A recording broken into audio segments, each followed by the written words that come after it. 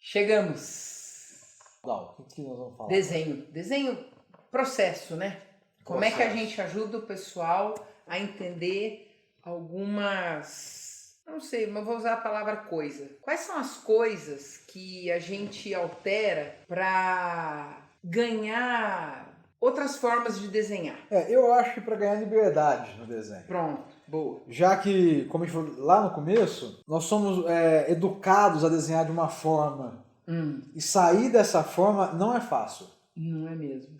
Então, quando as situações do desenho são mudadas, a gente altera. A gente também altera, ajuda a gente a alterar. É uma provocação.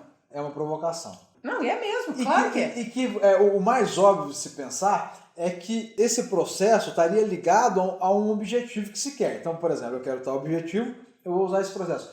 Pode, mas o contrário pode acontecer. O processo também vai dando a toada da coisa. E não é que ele veio já pensado com aquele objetivo, mas o processo fez aquilo sair daquele jeito. Né? Então a gente pode sugerir algumas coisas, algumas ideias para a gente tentar, né? O que você acha? E o que eu estava querendo dizer com a palavra coisas é alterar quais coisas? O lugar, o espaço. Teu espaço é esse retângulo ou é esse retângulo? Teu espaço é esse quadrado? O teu espaço é um papel desse tamanho? O teu espaço é isso daqui? Então, uma das coisas é o espaço. A segunda coisa é o tempo. Você vai fazer o desenho de 2 minutos? A gente frequentou um curso em São Paulo e o nosso professor dava vários desenhos de 8 minutos. Até beijo, Dude. A gente fazia desenhos de 8 minutos observando. E depois de 1h30, né? Aí ele dava vários desenhos de 2 minutos. Então a gente olhava as coisas e fazia o desenho de 2 minutos. Então assim, é outro jeito de pensar o desenho. Tudo muda, porque aí inclusive aquela vontade de fazer um desenho bem correto, aquilo vai por água abaixo, né? Porque com 2 minutos... Ainda bem. Ainda bem. E aí quando você se vê, se põe nessa proposta de desenhar uma pessoa em 2 minutos, mas pode ser qualquer coisa, aí não tem mais o que ficar burilando. Aí você tem que ir para o que der, deu. Uma vez eu tive uma aula e eles usaram uma metáfora, eles usaram um exemplo, é como se fosse assim, a casa está pegando fogo e você tem que ir lá buscar o que é de mais importante. Então não vai dar para buscar tudo, não vai dar para pegar tudo. Então você vai entrar nessa casa e você vai pegar o que te importa. Aquilo que te é precioso. Então, essa alteração do tempo provoca na gente uma varredura rápida.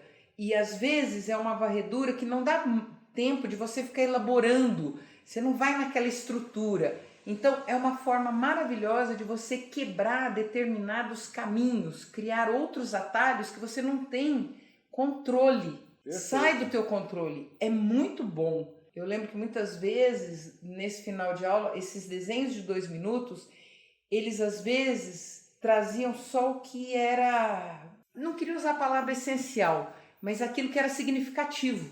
E que alguns, no meu caso, alguns eu achava até mais interessante do que os mais longos.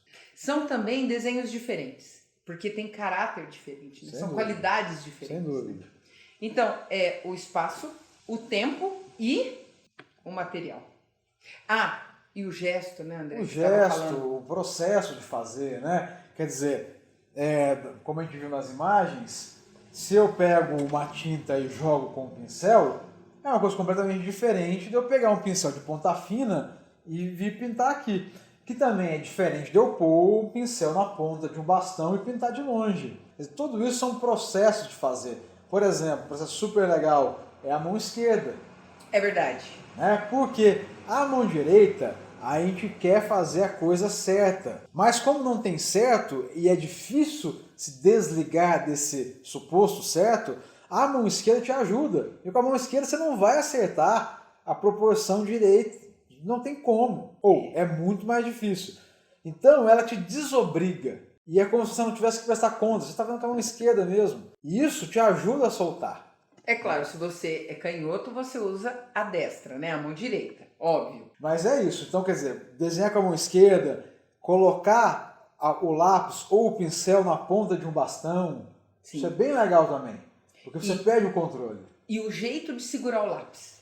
Por favor, não use o lápis da forma como você escreve, porque existe uma estrutura aqui que está pensando quando você desenha no mesmo lugar como você escreve. Então você tem que trocar isso. Você precisa segurar o seu lápis de outra forma, mas não como você faz uma escrita. Você não deve usar a empunhadura da caligrafia. Você, por favor, use assim, use assim, use assim, use do jeito que você quiser, mas use de outra forma. E aquilo que o André estava falando da mão esquerda, a mão esquerda, ela não tem o hábito. Então, quando você desenha com a mão esquerda, você é como se você não tivesse o filtro. Então, você vai ser mais intuitiva, você vai ser mais desprovida de um lugar conhecido. Exatamente, menos doméstico. Pronto. Né? Isso. E o material também, né, Dal? Que muda muito. E eu acho que você tem que se jogar mesmo nisso daí. Pode experimentar, pode ser materiais de mais qualidade, pode ser materiais simples também, pincel atômico, caneta Bic, giz de cera, enfim, mas mudar a espessura, mudar a dureza do material, mudar os tipos de lápis, tem lápis mais duro, lápis mais macio, alguns difíceis de encontrar, outros nem tanto. Você consegue várias durezas de lápis numa papelaria razoável. Isso, né? O pincel atômico, que tem essa ponta chanfrada, é completamente diferente de uma ponta arredondada, né? Completamente diferente. Que é completamente diferente do resultado de uma caneta fina. Totalmente diferente, né? Totalmente diferente. Vai lá, André, dá umas rabiscadas boas aí. Você pode também pensar na cor, né? Que a gente desenha muito com preto, azul, mas tem outras cores para desenhar, né? Aqui, por exemplo, a gente já tem um material bem mais macio. Eu consigo fazer também traços finos, mas posso puxar traços grossos, variar a intensidade. Vamos ver o que mais, Dal, que a gente tem aqui. Olha, o pastel é uma coisa maravilhosa, porque é como se fosse um pigmento compactado. Isso é lindo mesmo. Esse aqui é um pastel seco. Ao contrário do pastel oleoso, ele quase não tem nada que segura esse pó. Nossa. Agora veja que esse tipo de material, se eu não fixá-lo no papel, ele sai em grande quantidade na minha mão. Sim. E tem alguns trabalhos que o resultado do trabalho querido é justamente, às vezes, trabalhar com essa situação. Você sabia que o pastel seco se chama pintura seco? Sabia sim. Tem isso daí, né? Que é uma forma de pintar a seco, porque você consegue misturar, inclusive, né? Sobrepor, né? Talvez um pouco de purismo, assim, querer dividir o que é desenho, o que é pintura, né? Não sei se isso faz muito sentido, acho que não precisa. Não se prenda, né? Não, sem dúvida. Como chama, né? Eu acho que como vai ser desenho, se vai ser pintura, acho que isso pode se ver depois. Não, o que eu comentei é por conta de... Bom, primeiro porque eu nem sabia que se chamava pintura seco, né? Eu vi um livro uma vez, era sobre pastel. Mas o que eu achei curioso é isso que você comentou, que a gente vai conseguindo nuances de cor porque você trabalha com mancha. Né? Sem dúvida. E depois você pode ter até as linhas.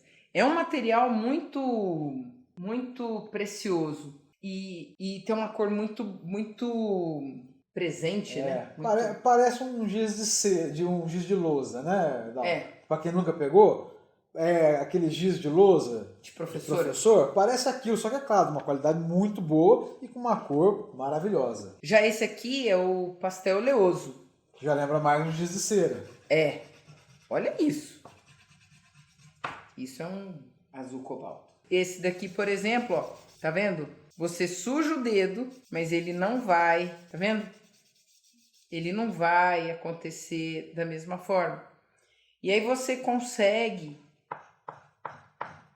ter diferentes resultados. É assim. Agora tem uma outra coisa que eu me lembrei, que também quero sugerir. Você faça um desenho de observação, olhando para aquilo, mas sem olhar para o desenho Pro que papel. você está fazendo. Você vai olhar só para o objeto que você está observando. Isso também é bem legal de fazer, né, Dal? Muito. É. É muito bom. A gente costuma chamar isso de desenho cego. É. Você olha pro objeto, você vai desenhar, você não vai... É como se fosse proibido, né? Você pode até fazer. Se você, por conta do hábito, a gente tem o hábito de olhar, se você não estiver conseguindo, você pode até cobrir o desenho que você está fazendo. Né? Cobre mesmo, pega alguma coisa, qualquer física, cobre e vai de observação fazendo um desenho de alguma coisa que você está vendo ali. E é claro que dificilmente uma linha vai encontrar com a outra, mas esse exercício aqui é mais para treinar a observação do que para o resultado em si. Porque você, sem olhar para o desenho, vai te obrigar muito mais a olhar. Você vai estar mais livre para olhar o que você está vendo e não vai olhar para o desenho, né? Eu acho que também tem outras coisas que acontecem. Que primeiro, você, atrás dessa pesquisa, você encontra às vezes no teu desenho uma solução que você jamais teria feito. Porque quando a gente olha o desenho que está fazendo, é por costume já ter uma avaliação. Perfeito. Ou uma expectativa. Quando você não tem isso, você está lidando com um acaso. E aí você depois descobre algumas solucionáticas muito... Bem-vindas. Isso é um ótimo exercício. Então, variar o espaço, variar o tempo, desenho de 2 minutos, desenho de 1 minuto, desenho de 40 minutos. E uma vez eu fiz um curso que o professor deu um desenho de 40 minutos. Já é muito tempo, né? Quando a gente terminou o desenho, ele falou assim, agora mais 40 minutos. Aí eu falei, mas como? Eu já fiz tudo. Assim, não tem mais o que fazer. Ele falou, é isso. Eu quero saber o que... Você já tirou todas as suas cartas da manga, né? Agora você vai continuar esse desenho como? Aquilo foi também muito bacana, porque eu tive que continuar o desenho e aí eu fui colocando mais matéria no desenho, mais pigmento, mais grafite e a gente foi... Outra coisa que você pode usar, a fita crepe. Às vezes você cria uma máscara e usa o desenho, usa o material, deixando o vão como alguma coisa já pensada, né? Isso também é uma outra estratégia. E existe também esse grafite em pó. E quando você usa ele em pó, você meleca a mão, faz uma sujeirada danada, mas aquilo é muito bom. Você depois pode vir com a borracha para abrir o vão. Mas vamos nos lembrar do seguinte, a gente não usa borracha no desenho, a menos que ela seja para retirar a matéria, né? A gente não usa o desenho com a borracha. Não conserta, né? Já que nós estamos falando tanto que não tem desenho errado, não tem por que consertar um desenho. Isso. Não é essa a ideia. Exato. Bom, mas eu acho que então o principal é isso, se jogar em situações diferentes, se colocar em situações não habituais, porque isso vai exigir soluções não habituais, e eu acho que é isso que interessa no desenho de todo mundo, as soluções próprias que cada um vai achar para cada problema que cada um encontrou. Eu acho que a gente pode também deixar aqui uma lista de sugestões dos exercícios. A gente coloca por escrito. Isso, vamos fazer uma listinha e colocar aqui.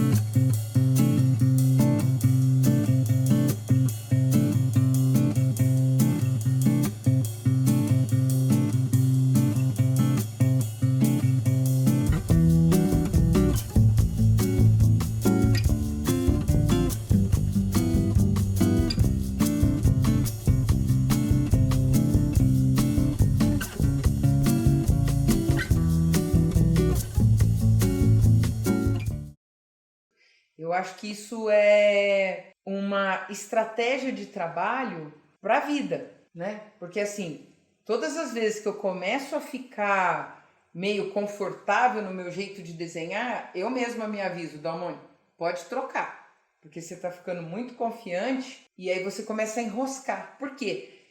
Porque fica confortável. E a ideia é sempre criar uma diversidade, uma troca, para a gente poder, não sei se a palavra é avançar. Talvez poder errar. Isso.